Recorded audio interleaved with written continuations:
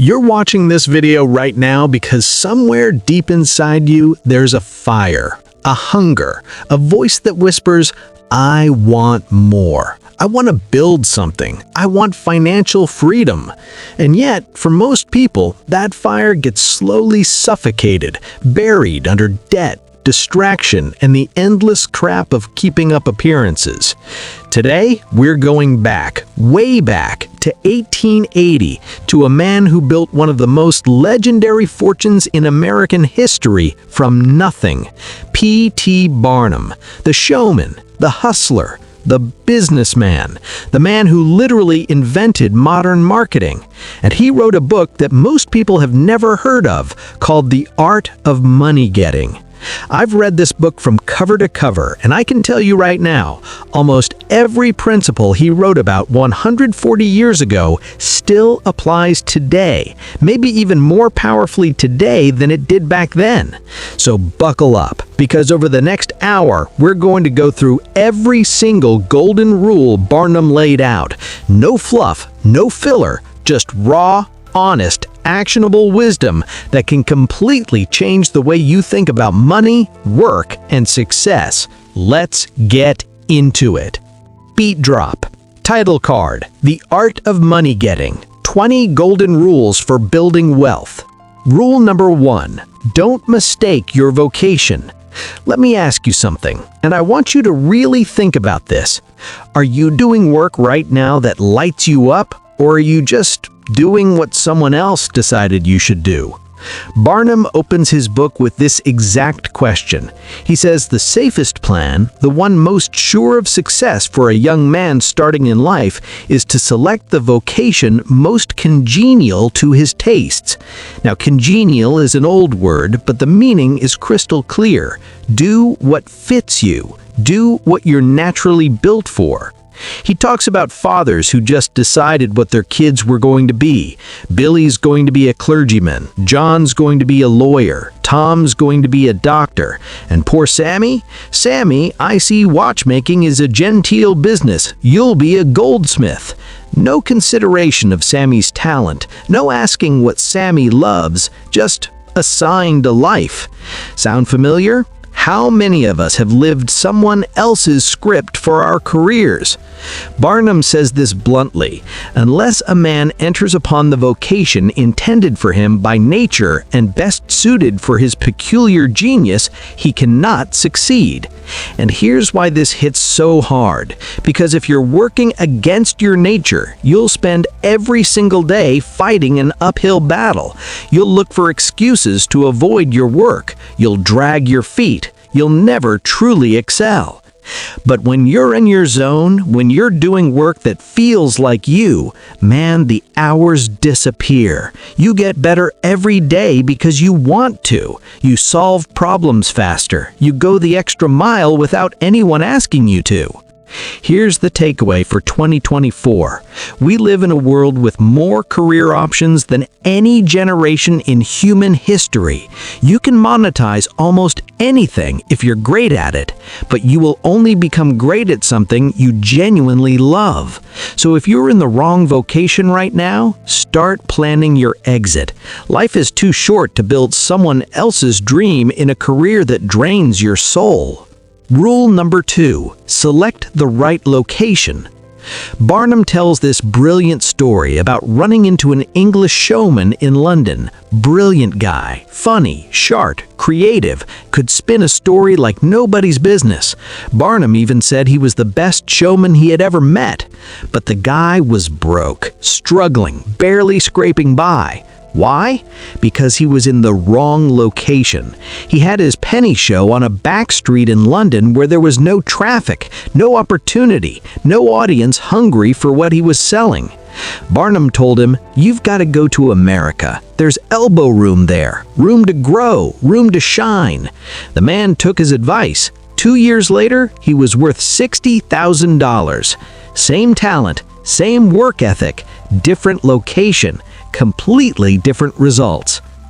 This principle applies so powerfully today.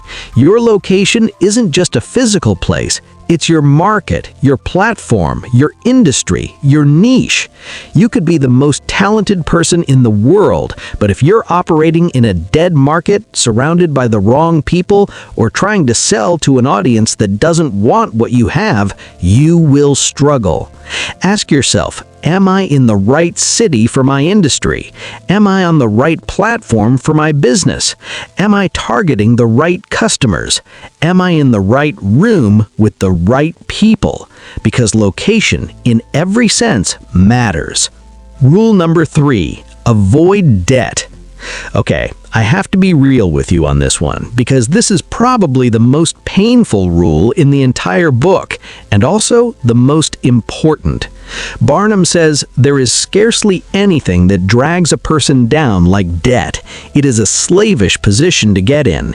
He calls it working for a dead horse. You're grinding and toiling and sweating, not for something you're building, not for a future you're creating, but to pay off what you've already eaten, worn, or wasted. He uses this brilliant metaphor about money being like fire. He says it is a very excellent servant, but a terrible master. When you have money working for you, earning interest, compounding, building, it becomes the most faithful worker you've ever had. It works day and night, weekends, holidays. It never gets tired. But when you owe money, when interest is stacking against you, that fire burns your house. Rule number 4, persevere. This might be Barnum's most passionate rule in the entire book, and honestly, it's the one that separates everyone who succeeds from everyone who almost makes it. He says perseverance is sometimes just another word for self-reliance, and he talks about how so many people get so close to their goal, almost there, just a little more effort needed, and then they relax. They lose faith. They let the blues take over, and the golden prize slips away. He quotes Shakespeare here, and it's perfect. There is a tide in the affairs of men, which taken at the flood leads on to fortune. But if you hesitate, some bolder hand will stretch out before you and get the prize. Barnum tells the story of 2 equally talented military generals, same education, same skills, same gifts, but one had perseverance and one didn't. The one with perseverance cuts through the battlefield with unwavering determination. The other hesitates at the first sign of enemy cannon fire and gets overwhelmed. Think about every successful person you admire, every entrepreneur who built something great, every athlete who reached the top. They all have one thing in common. They didn't quit when it got hard. They pushed through the failures. They got back up every single time. Thomas Edison famously said he didn't fail 1,000 times. He found 1,000 ways that didn't work. That is perseverance. That is the mindset that builds empires. The world is full of talented people who quit. Don't be one of them. Your biggest breakthrough might be one more push away. Rule number 5. Whatever you do, do it with all your might. This rule is fire. Pure, straight up, no-nonsense fire. Barnum says, work at it, if necessary, early and late, in season and out of season, not leaving a stone unturned and never deferring for a single hour that which can be done just as well now. He's talking about full commitment, not half measures, not I'll give it a try and see how it goes. He's talking about going all in. He points out something devastating. Many a man acquires a fortune by doing his business thoroughly, while his neighbor remains poor for life because he only half does it. Half effort, half results, half life. And he destroys the myth of passive success with this brutal line. It won't do to spend your time like Mr. McCower in waiting for something to turn up. To such men, one of two things usually turns up: the poorhouse or the jail. Brutal, but true. He quotes Muhammad here in the most unexpected and beautiful way. A tired follower says, "I will loose my camel and trust it to God." And Muhammad responds, "No, no, tie thy camel and trust it to God. Do your part, do it completely, give everything you've got, then trust that the universe will meet you halfway." Ambition, energy, industry, perseverance. These aren't just nice qualities. Barnum calls them indispensable. You can't build wealth without them. You can't build a life without them. Go all in, every single time. Rule number 6. Depend upon your own personal exertions. Here's a truth that might sting a little. No one is coming to save you. Not your boss, not the government, not a lucky break, not an inheritance. You are the engine of your own success. Barnum says, "The eye of the employer is often worth more than the hands of a dozen employees." Why? Because when it's your business, your livelihood, your name on the line, you catch every detail. You care about everything. You don't let anything slip through the cracks. He goes further. No man has a right to expect to succeed in life unless he understands his business, and nobody can understand his business thoroughly unless he learns it by personal application and experience. This is the anti-delegation mindset in the early stages of building. Yes, later you scale, you build teams, you delegate, but first, you've got to get your hands dirty. You've got to understand every part of what you do. Every mistake is a lesson. Every failure is tuition. He references the great Cuvier, the naturalist, who was so deeply knowledgeable that he could reconstruct an entire animal just from a single bone fragment. That level of mastery, that comes from years of personal study, personal experience, personal attention. Own your journey. Master your craft. Stop waiting for someone else to hand you success. Go out and earn it with your own two hands. Rule number 6. Use the best tools. Barnum is talking primarily people here, the living tools of any business, and his advice is timeless. Hire the best, keep them, and treat them well. He says, if you get a good one, it's better to keep him than keep changing. He learns something every day, and you are benefited by the experience he acquires. A great employee becomes more valuable over time, not less. They know your systems, your customers, your culture. Losing them is costly in ways that never show up on a balance sheet. But here's the flip side, and this is brilliant.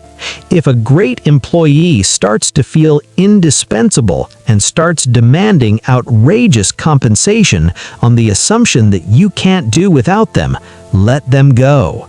Because an employee who thinks they're irreplaceable has stopped being motivated by growth. They're motivated by leverage, and that's a dangerous dynamic. He also talks about the value of brains over brawn. One worker offers his hands, another offers 2 thinking fingers, another offers hands that all think. But the best employee walks in and says, I have a brain that thinks. I think all over. I am a thinking and a working man. That is who you want on your team. In today's world, this applies equally well to your tech stack, your software, your platforms. Don't cheap out on your tools. The right investment in quality, whether it's people, technology, or equipment, compounds enormously over time. Rule number 8. Don't get above your business. Oh, this one is so real for so many people. Barnum sees this pattern constantly. Young men who learn a trade or profession and then immediately want to jump to the next level before they've actually mastered what they know. They say, "I've learned my trade, but I'm not going to be a hireling. I'm going to establish myself." "Great," says Barnum.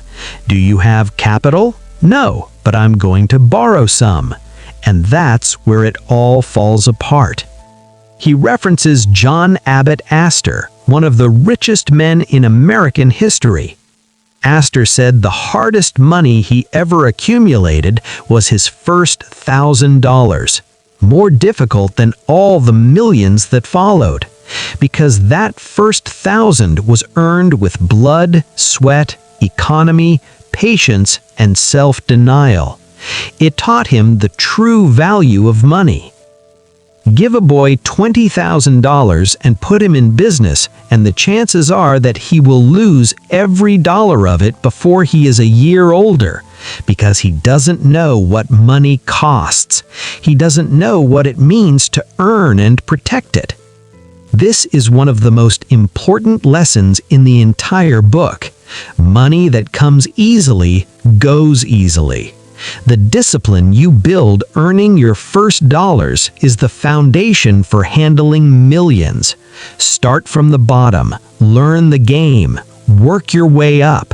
There are no shortcuts that last. Rule number 9. Learn something useful.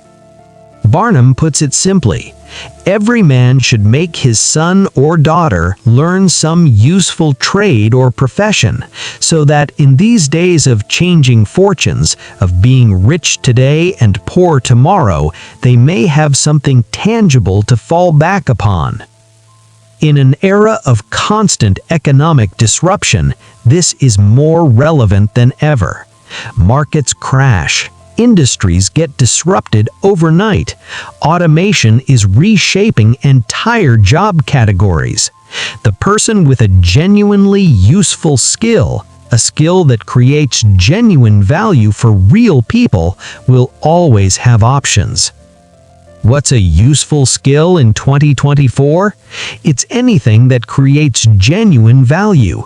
Coding, sales, marketing, plumbing, electrical work, healthcare, teaching, communication. These aren't just jobs, they're insurance policies for your financial future. Never stop learning. Never stop adding tools to your toolkit. The most dangerous thing you can do is assume that the skills that got you here will be enough to get you to the next level or keep you secure for life. Rule number 10. Let hope predominate, but be not too visionary. This is the rule of balance, and it's one of the most